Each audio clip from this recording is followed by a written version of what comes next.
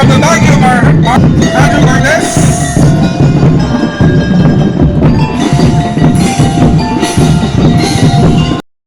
Okay, Mayor Magalong is delivering his opening remarks. Spring Festival 2025 and the Baguio Filipino Chinese community led by Mr. Peter Lang and Vice Chairpersons Mr. Thomas Ko and Mr. Fernando Cho.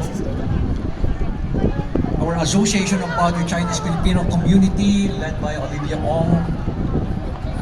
Members of the Executive Committee of the Spring Festival. Our fellow public servants led by Vice Mayor Tino. Our guests and visitors, our members from the media, our participating schools, and finally, my learning.